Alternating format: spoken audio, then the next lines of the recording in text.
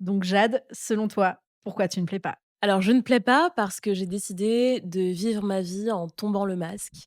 J'ai décidé d'épouser une radicale sincérité, même quand c'est effrayant et vertigineux, même quand ça ne plaît pas. Je ne plais pas parce que si, je suis assez autoritaire, faut bien le dire. Je suis assez bossy parfois. Je sais ce que je veux, je sais ce que je ne veux pas et je ne m'excuse plus, pour toutes les choses que j'aime et que je souhaite, accomplir dans cette vie. Jade, je suis extrêmement ravie de te recevoir aujourd'hui dans le podcast. Faut savoir qu'on est des Dynamo lovers. On fait partie de Exactement. cette secte-là. Plaide coupable. Voilà, c'est comme ça qu'on s'est connus d'ailleurs. Je dis tout le temps que c'est un peu la boîte de nuit de la trentaine. Voilà.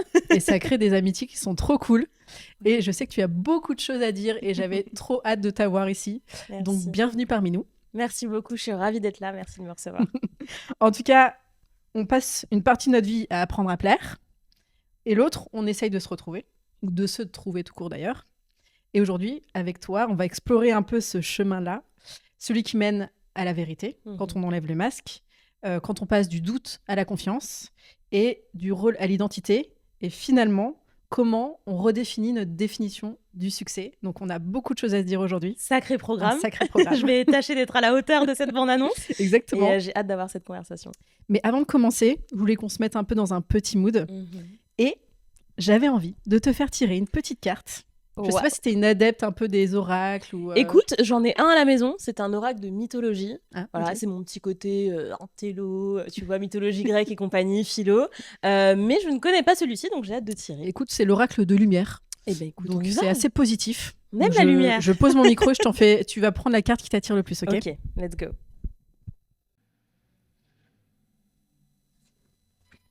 La cohérence. La cohérence, ok. La Et c'est quel cohérence. numéro? C'est le numéro 14. Alors, je m'engage à mettre davantage de cohérence dans mon quotidien afin de servir mes objectifs et mes aspirations les plus hautes.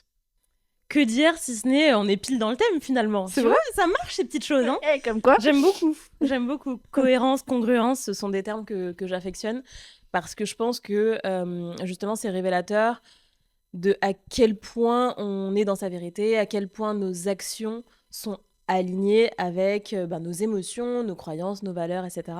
Donc c'est un mot que j'aime beaucoup. Je suis ravie de l'avoir tiré. Ouais, donc ça te parle grave, Ça quoi. me parle grave. Est-ce que tu peux nous expliquer un peu aujourd'hui qui tu es et Mhm. comment t'en es arrivé là? Ouais. Alors, qui je suis? Je suis une femme de 32 ans, métisse. Donc, ma mère est noire, mon père est blanc. Je suis née en Martinique, j'y ai grandi. Je suis arrivée à Paris à l'âge de 15 ans. Donc, ça fait désormais là, 16 ans que j'habite à Paris.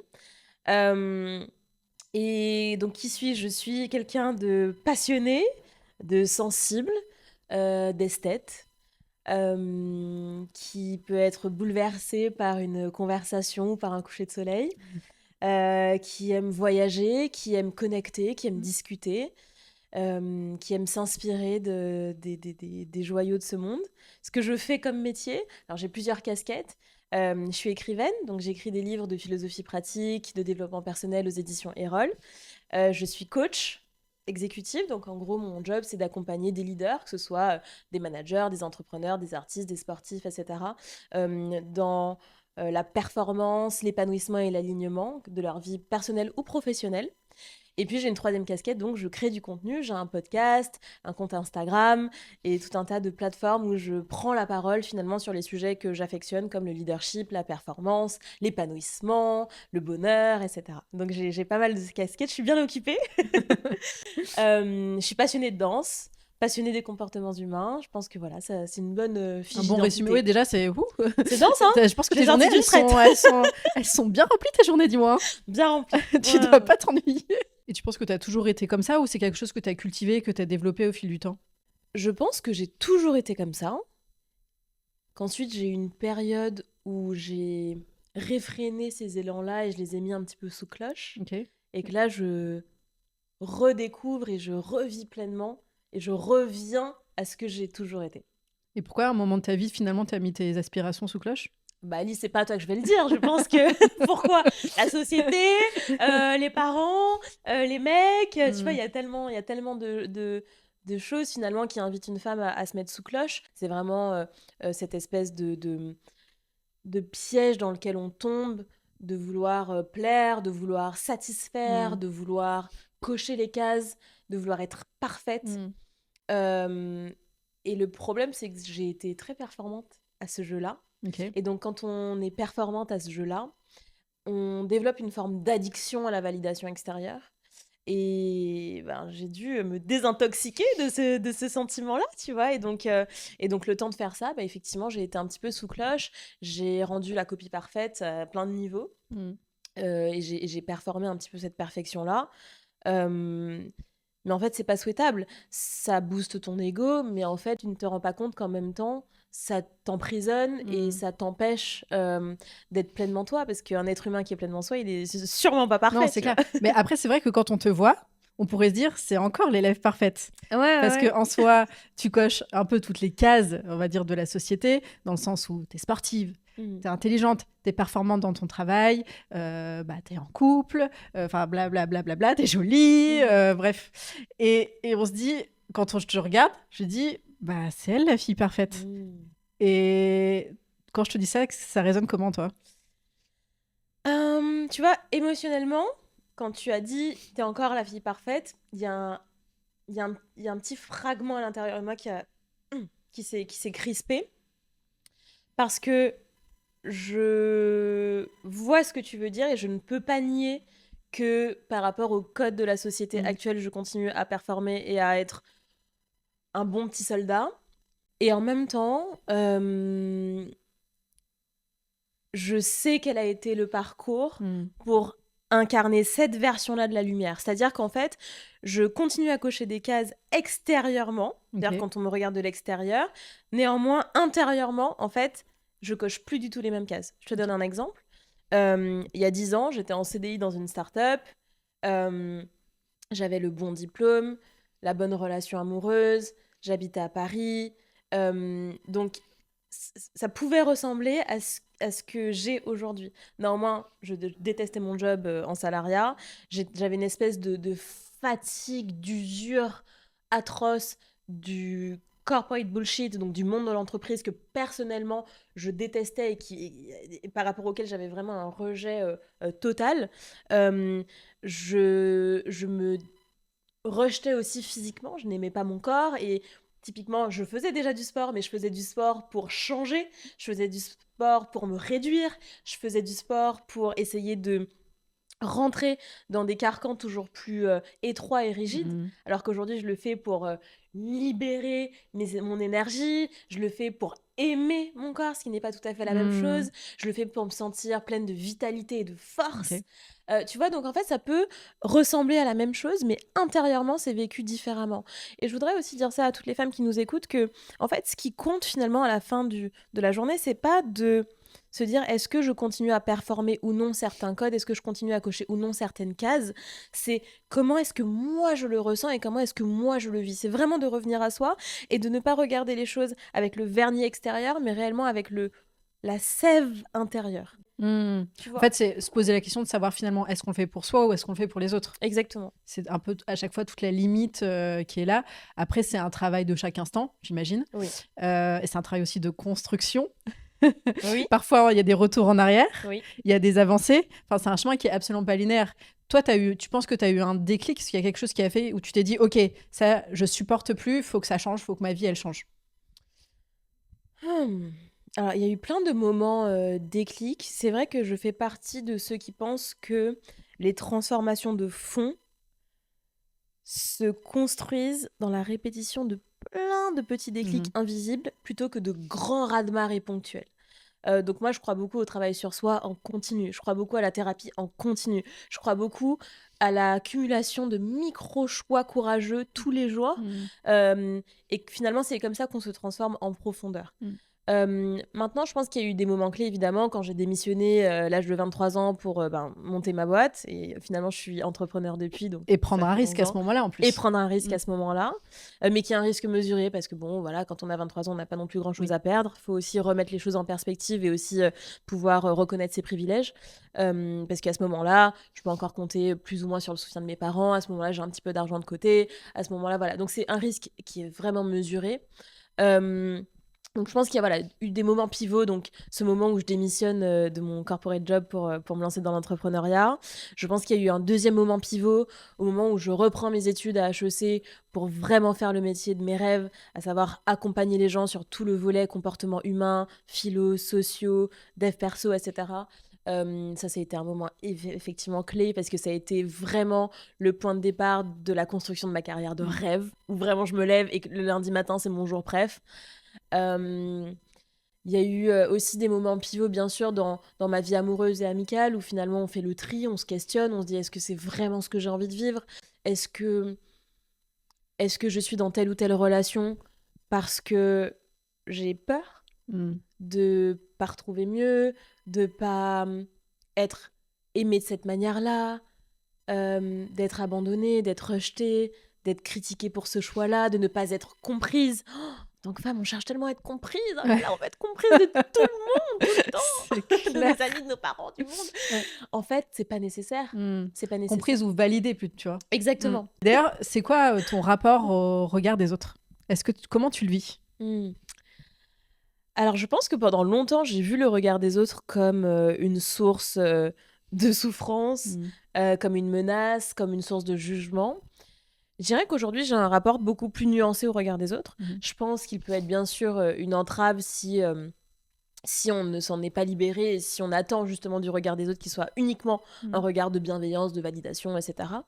Mais je pense aussi sincèrement que le regard de l'autre peut être aussi une caresse, peut être aussi un réconfort, peut être aussi un repère, peut être aussi une source de joie. Et je pense que donc l'enjeu n'est pas du tout de s'affranchir du regard des autres, de se couper, de se libérer du regard des autres, comme on entend beaucoup. Pour moi, ça, c'est vraiment une injonction moderne et finalement, est assez ridicule. Je vais mettre le pied dans la fourmilière parce que on est fondamentalement des êtres de lien. On est fondamentalement des êtres sociaux. Et s'il y a bien un besoin qui est propre à 100% des êtres humains de cette planète, c'est un besoin d'aimer et d'être aimé. Et donc, à partir de là, vouloir se couper, s'affranchir du regard de l'autre, en fait, c'est se couper de la plus grande source de bonheur et de sens qu'il y ait dans ce monde. Peut-être, finalement, c'est se couper du regard de l'autre, ceux qui sont négatifs, on va dire, Exactement. et finalement se faire son cercle Exactement. de ceux du regard positif.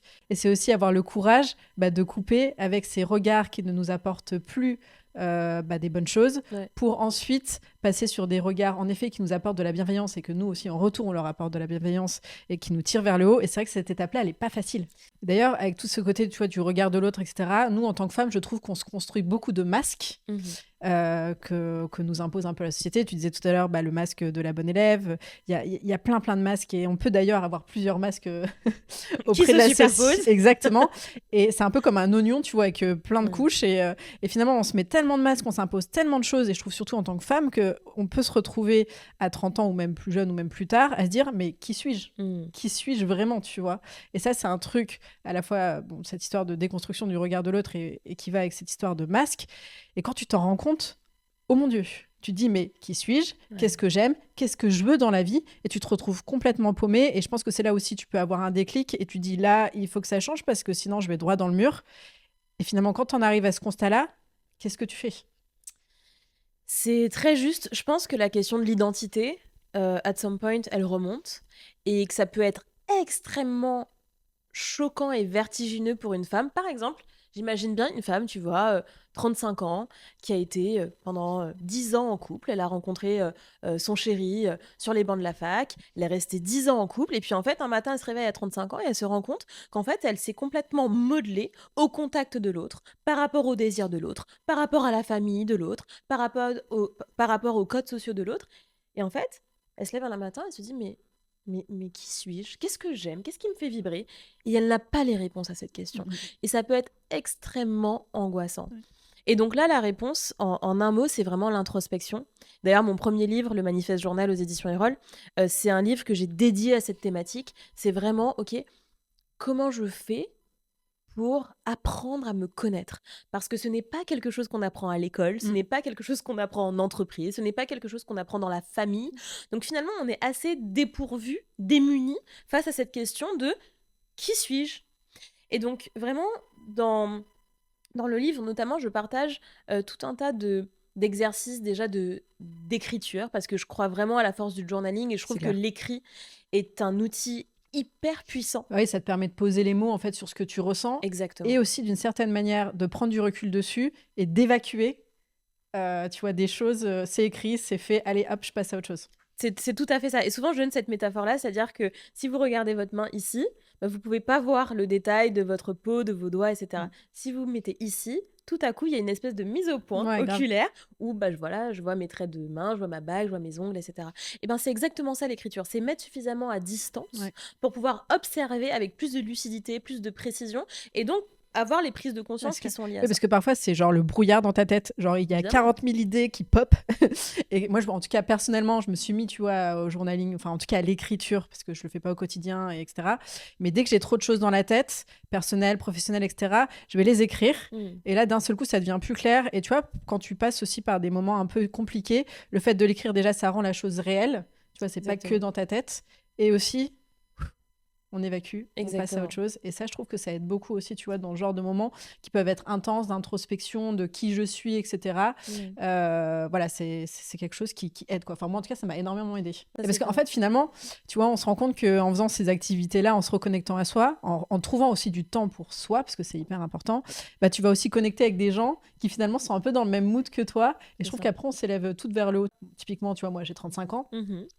Bah, c'est vrai que quand tu as la vingtaine, quand tu réfléchis plus trop, alors peut-être la nouvelle génération, elle réfléchit plus, mais nous, on est vraiment cette génération de transition, les millennials, où on s'est dit, bah ok, on a fait nos études, on a trouvé quelqu'un, on a emménagé, on s'est fiancé, on s'est marié, on a fait un enfant, et tout ça, tout ça, tout ça, et finalement, moi, je suis très contente d'avoir pris ce chemin-là, j'ai aucun regret.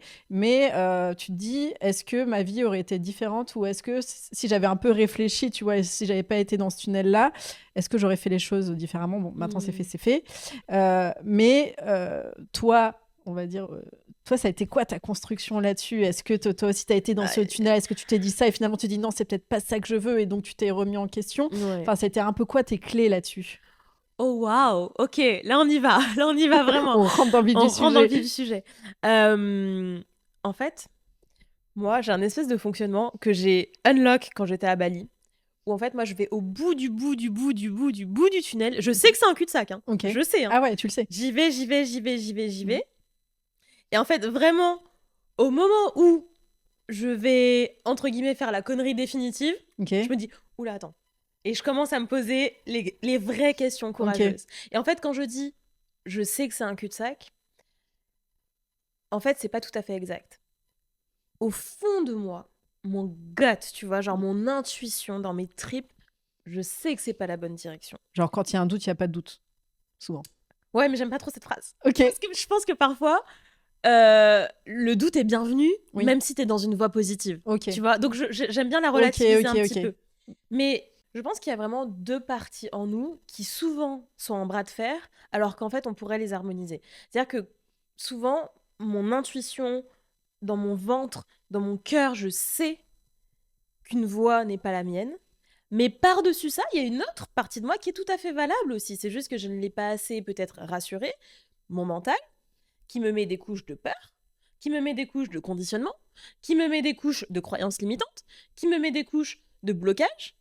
Et donc, je vais aller quand même dans la direction, parce que cette direction-là, soit c'est ma zone de confort, soit je la connais déjà, soit elle me rassure et donc ça apaise mon cerveau archaïque. Mais au fond, dans mon gut feeling de mon identité, je sais que c'est pas bon. Mais à ce moment-là, en fait, qu'est-ce qui se passe? Je n'ai pas encore les ressources morales, émotionnelles, psychiques pour suivre cette voie-là. Ok. Et donc, mon job, c'est de développer ces ressources-là. En thérapie, en journaling, dans mes lectures, dans mes choix. Hmm. Typiquement, tu as un exemple concret, genre de tunnel que tu as exploré jusqu'au Oh bout. wow. Et, il y en a plein, mais.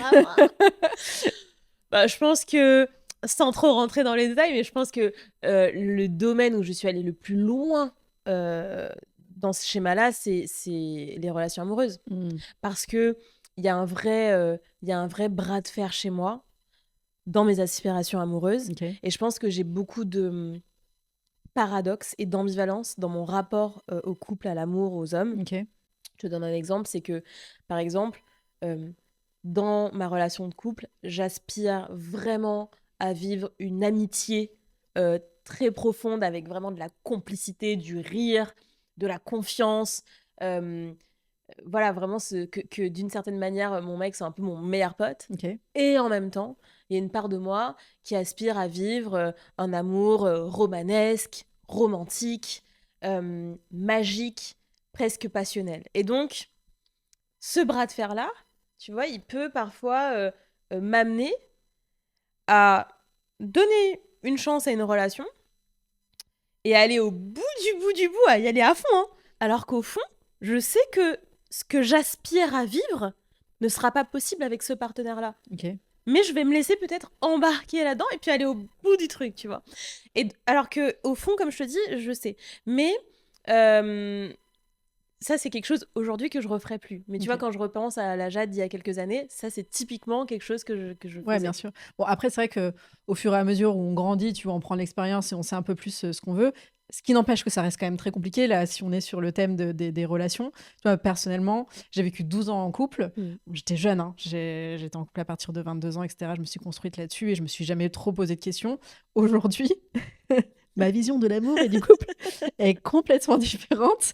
Et c'est un casse-tête chinois dans ma tête entre ce qu'on nous a appris de ce que doit être un couple Mhm. et moi, aujourd'hui, ce que j'envisage, tu vois, dans ce que je voudrais que ça soit un couple, Mhm. mais ça se tiraille tout le temps. Et Ce qui oui. fait que je suis complètement perdue. Parfois, je dis, oui, moi, je fais quelque chose, où on vit ensemble, où on construit, etc. Et d'un autre côté, je suis, non, non, je veux que mon couple, ça soit que du bonus. Ouais, On chacun se chez voit soi. que, voilà, on se voit que quand on a envie de se voir. Et vraiment, ça doit être que la cerise sur le gâteau de ma vie. Mhm. Et tu vois, genre, les deux se tiraillent tout le Mhm. temps. Et donc, finalement, bah, qu'est-ce que je fais, tu vois? Ok, alors j'ai une piste de réflexion à te proposer. Déjà, je pense que la première chose, c'est de bien différencier 3 choses.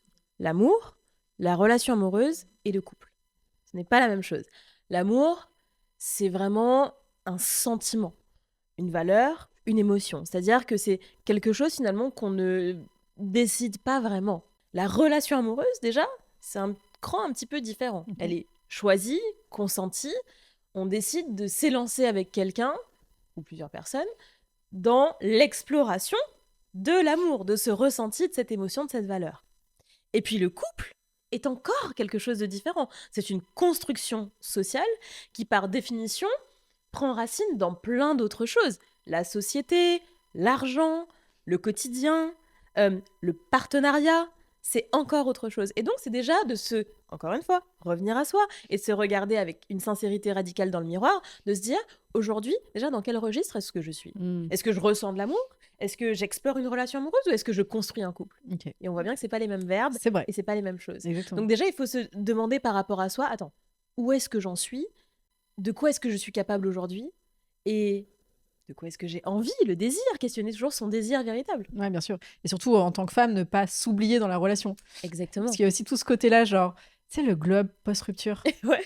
où je me dis, pourquoi c'est que les meufs qui ont des glow-up post-rupture? Les cums, eux, ils ont des glow-down post-rupture. Ils ont des glow-up en relation. En relation, exactement. C'est incroyable. Et tu vois, eux, ils ont des glow-up en relation, nous, on a des glow-down en relation et des glow-up post-rupture. Donc là, tu dis, il y a quand même un petit souci. Ouais. Et donc, toute cette question aussi de, bah, finalement, le couple, ça nous apporte quoi, tu vois? Et toi, c'est quoi ta vision par rapport à ça, tu vois, et tu le Wow. vis comment?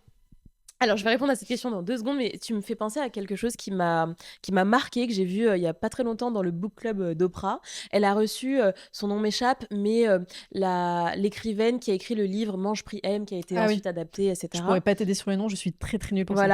Voilà. Gilbert, son nom de famille, mais Elisabeth Gilbert. Et elle expliquait en fait qu'il y a une étude qui a été menée globally, où en gros, la meilleure chose qu'un homme puisse faire à tout niveau, c'est-à-dire qu'on a mesuré tous les points sociologiques possibles, argent, santé, santé mentale, carrière, etc., c'est de se mettre en couple avec une femme. Bien sûr. Et on a mené la même étude, globally, encore une fois, Mm. dans le monde entier, sur les femmes. Et la pire action à tout niveau mesurable qu'une femme puisse faire, c'est de se mettre en couple avec un homme. Ça, c'est ce que les chiffres Disent. démontrent. Et Et l'étude, là- elle a été menée, je crois, l'année Et dernière. là, tu sens la goutte. Donc maintenant, je vais te répondre. Là, j'ai peur de ta réponse parce que je me dis, quelle est la solution à Non, part mais c'est faire un un vrai truc. coven géant entre nous? Donc, est-ce que Attends. je réponds à la question maintenant? Non, donc ma vision, du coup, je vais te répondre de deux manières. Ma vision vraiment personnelle, affective, et puis ma vision un peu plus stratégique, parce que je pense qu'il faut aussi construire sa vie avec de la stratégie. Ma vision affective du couple, je vais pas te cacher que moi je suis vraiment une amoureuse de l'amour, je suis une romantique invétérée, ça me rend heureuse d'être une romantique amoureuse de l'amour, et je n'ai pas envie de ternir ou d'affadir mon rapport à l'amour parce que ces Oui, statistiques bien sûr. existent. Oui. Néanmoins, et là je passe sur le volet stratégique, et donc là je vais vraiment aussi parler des travaux d'Esther Perel, qui est donc une psychothérapeute belge mais qui travaille aux États-Unis, qui est Ok. extrêmement connue et qui a un podcast qui s'appelle Where Should We Begin. Donc elle travaille en anglais, mais il y a quelques contenus à elle en francophone, enfin français, qui explique qu'en fait aujourd'hui aussi le problème en 2025, c'est qu'on attribue trop de compartiments de sa vie au couple. Ouais. Je m'explique. On attend de son partenaire amoureux, justement, qu'il soit son meilleur ami, son amant, son confident, son partenaire business, son épaule sur qui pleurer. Et en fait, ça met une pression sur le couple qui fait que les couples aujourd'hui sont voués à l'échec pour cette raison-là. Ok. Alors qu'il y a quelques années, en fait, entre guillemets, on avait un village autour de nous. Bah, c'est ça. Il y a aussi toute la question de village. Exactement. Mm. Et il y a Surtout cette- quand on a des enfants. Exactement. It takes a village to raise a kid. En fait, c'est vraiment cette notion. But it takes a village to be happy. En fait, on a besoin d'avoir nos amis Exactement. pour have fun et avoir des conversations de femmes, de sororité, et prendre des fous rires. Et on a besoin d'un mec, mâle en l'occurrence, si on veut avoir des enfants et se reproduire. Et on a besoin peut-être d'un homme dans le quotidien qui va être ce partenaire avec qui on va pouvoir construire des choses et avoir des énergies complémentaires. Et on a besoin de nos parents pour peut-être nous apporter une forme de réconfort ou de soutien financier ou que sais-je. En fait, et c'est important aussi de stratégiquement construire son écosystème comme un village. Pour que ça soit équilibré. Exactement, avec des rôles complémentaires. Sinon, ça met trop de pression et ça crée un déséquilibre qui, par définition, vacille sur le couple. Ouais, donc, c'est ça. Voilà moi ce que donc je pense. finalement, c'est un peu ce qu'on disait tout à l'heure, c'est la cerise sur le gâteau. En tout cas, ça fait partie, c'est un des volets qui doit compartimenter ta vie et qui fait un ensemble qui est cohérent, etc. Exactement. Et en effet, ça met beaucoup moins de pression sur le couple en général.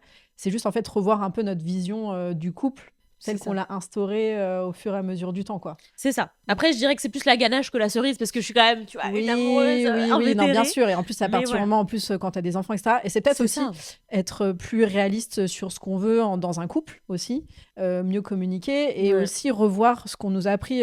Est-ce que être en couple, c'est forcément vivre ensemble? Est-ce que, tu vois, c'est...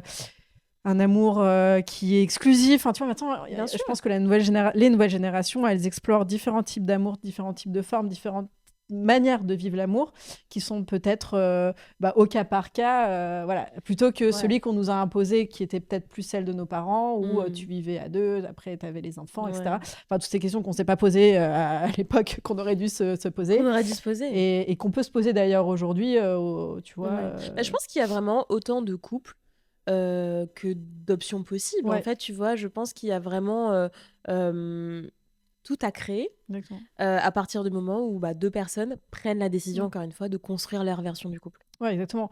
Et tu vois, je lisais un article du Vogue British qui disait est-ce que c'est cringe aujourd'hui d'avoir un boyfriend, tu vois. Et j'ai trouvé ça hyper intéressant. Et en fait, c'est juste que je pense que la femme aujourd'hui, elle se déconstruit de plus en plus autour du couple. Qu'en fait, ce qui est cringe, c'est que tout tourne autour de ton mec.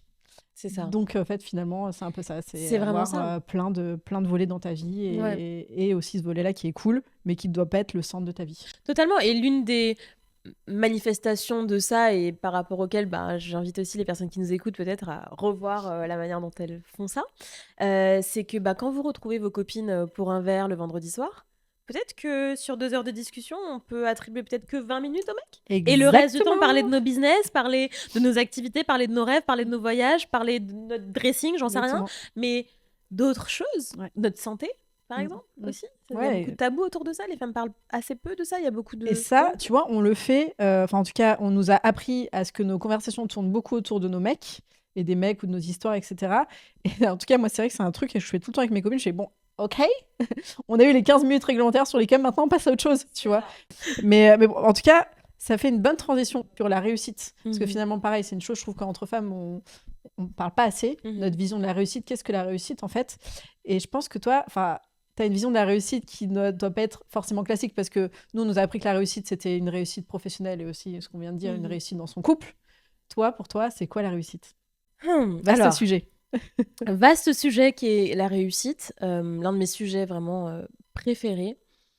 Pour moi, la définition de la réussite, c'est pouvoir être pleinement soi dans tous les compartiments de sa vie et pouvoir non seulement explorer et révéler son potentiel, tout en maintenant un sentiment de joie et de vitalité dans chacune de nos activités.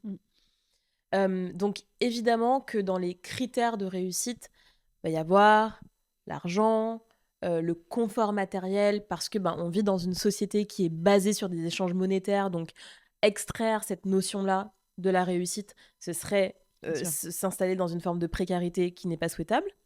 Néanmoins, je pense que la réussite va bien au-delà des étiquettes sociales ou de la reconnaissance. Je pense que c'est vraiment le fait de pouvoir s'accomplir, se réaliser pleinement en tant qu'être humain, le fait de pouvoir porter au plus haut nos aspirations, le fait de pouvoir accomplir certains de nos rêves, le fait de pouvoir pousser loin nos compétences, que ce soit des soft skills ou des hard skills, et rejoindre l'excellence, le fait de pouvoir contribuer au monde avec qui l'on est sincèrement, c'est-à-dire d'apporter vraiment sa pierre à l'édifice, d'apporter sa singularité au monde et d'avoir un impact sur les autres et le monde avec ça, d'explorer, de développer sa zone de génie.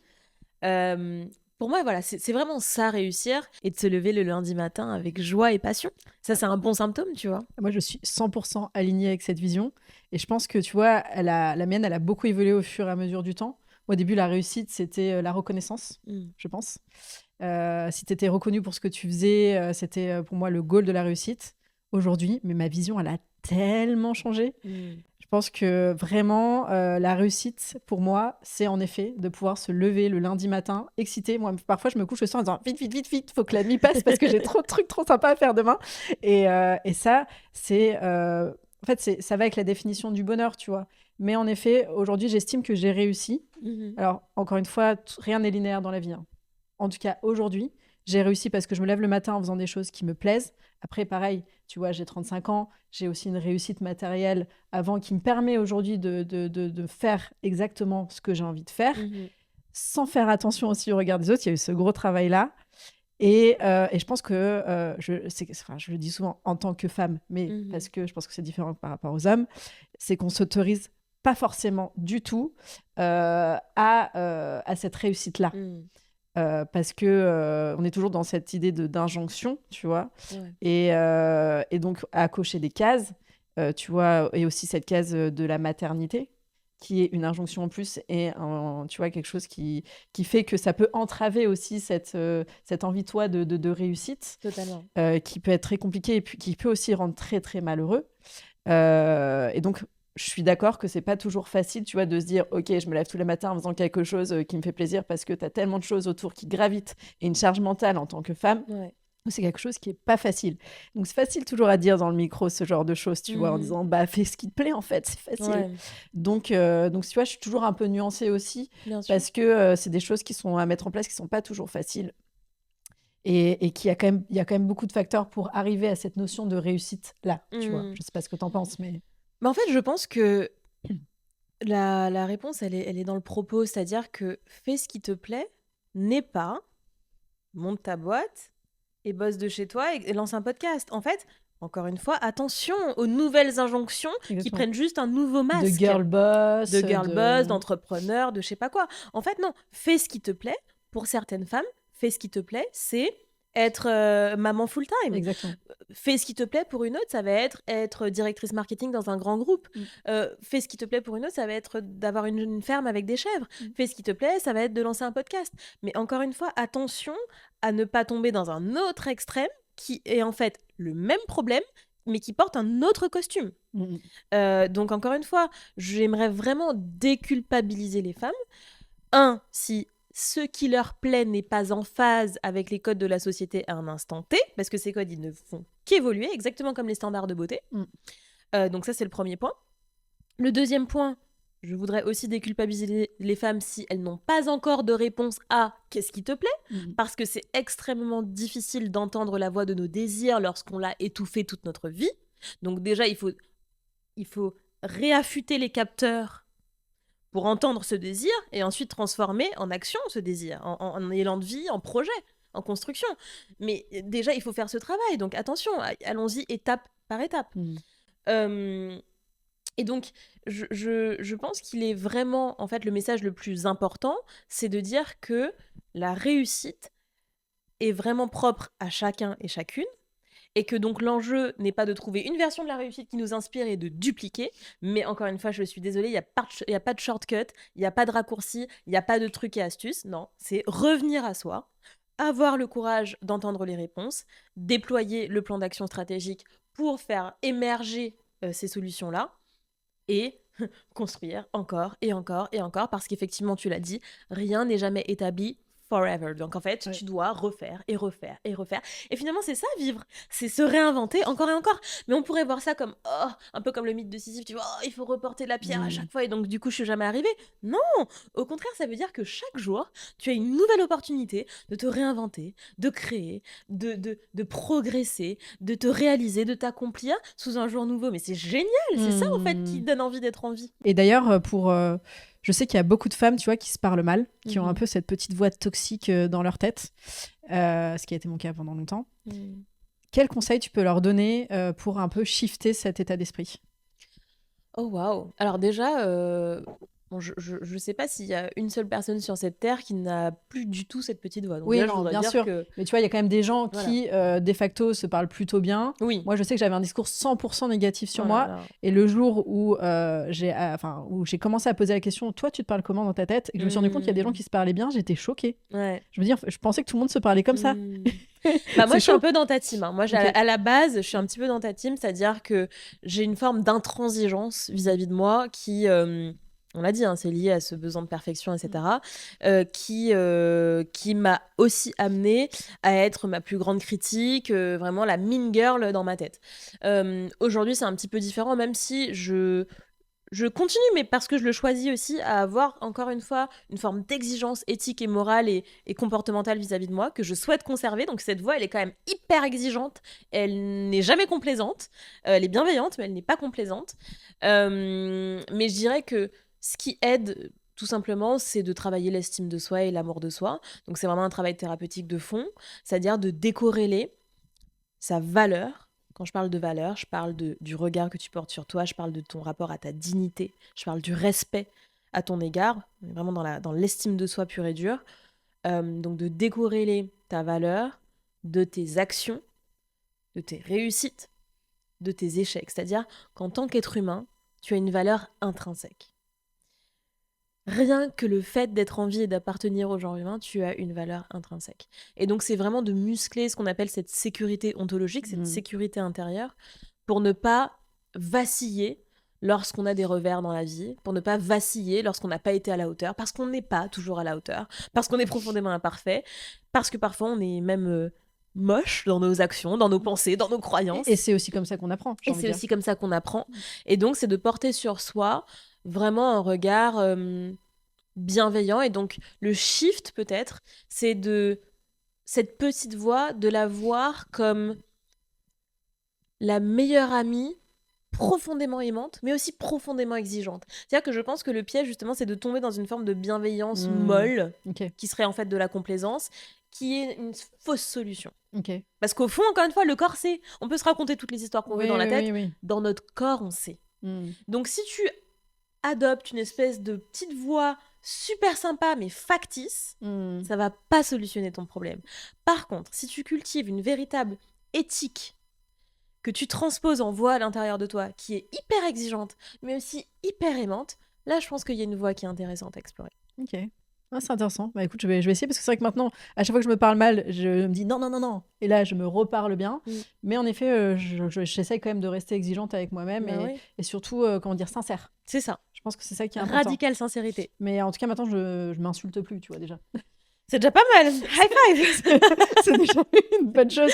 C'est déjà Mais pas tu vois, mal. le fait de mieux se parler aussi, moi, ça m'a permis de me lancer. Mhm. Tu vois, de faire des choses que j'osais pas faire parce que je me disais non, t'es nul, tu vas jamais y arriver, etc., etc. Maintenant, dès que je me dis ça, je fais non, t'essayes et tu verras. De toute façon, au pire, qu'est-ce qui va se passer? Bah rien. Ouais. Bah, j'ai deux tips dans ce cas pour questionner cette petite voix et la comprendre. La première, c'est pourquoi. C'est-à-dire, elle est présente cette voix. Pourquoi? C'est-à-dire, elle vient d'où? Si par exemple, je me parle mal par rapport à une situation amicale. Pourquoi est-ce que je me parle mal par rapport à cette situation amicale? Est-ce que c'est parce que j'ai entravé l'une de mes valeurs morales? Est-ce que c'est parce que je n'ai pas été à la hauteur de ce que je m'imagine être une bonne amie? Et dans ces cas-là, c'est peut-être un bon signal. Je dis pas qu'elle doit perdurer cette voix. Ouais, bien sûr. Je dis juste qu'on doit la voir comme un signal Pour qui ajuster. nous indique qu'on doit se mettre à la hauteur de nos valeurs. Ok. Donc finalement, merci cette petite voix, tu n'as pas besoin de continuer à mal me parler, je t'ai entendu, je progresse. Ouais. Et la deuxième, c'est la petite voix de quoi? Est-ce que c'est la petite voix qui me parle mal de la peur? Est-ce que c'est la petite voix de mon ego? Est-ce que c'est la petite voix de ma mère quand j'avais 6 ans? Ok. Est-ce que c'est la petite voix de Geoffrey quand j'étais au CP qui m'a dit que j'étais chum? En fait, c'est la petite voix de qui? Est-ce qu'elle m'appartient vraiment? Ça, c'est hyper important de se demander qui est cette petite voix? D'où elle vient? Et donc, est-ce que je la dégage ou est-ce que je la prends en considération? Est-ce qu'elle m'appartient ou est-ce qu'elle ne m'appartient pas? Bon, Jade, merci beaucoup pour tous ces conseils. Je pense que là, les filles, elles vont repartir boostées de cet épisode. J'avais une dernière question à te poser.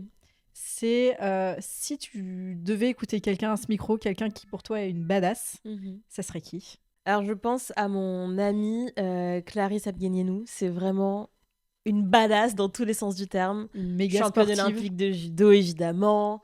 Porte-flamme. Enfin, elle est exceptionnelle et surtout maman dans un contexte de sportif de haut niveau. Enfin, voilà, elle a une histoire de vie en plus exceptionnelle que je la laisserai te raconter. Mais ouais, ce serait avec joie de la voir. J'espère qu'on l'aura au micro. Franchement, ça serait super intéressant. Ça va être, on manifeste. Bon, en tout cas, vraiment, merci pour ton temps. Plaisir. Et ben écoute, à très vite. À très vite sur un vélo dynamo.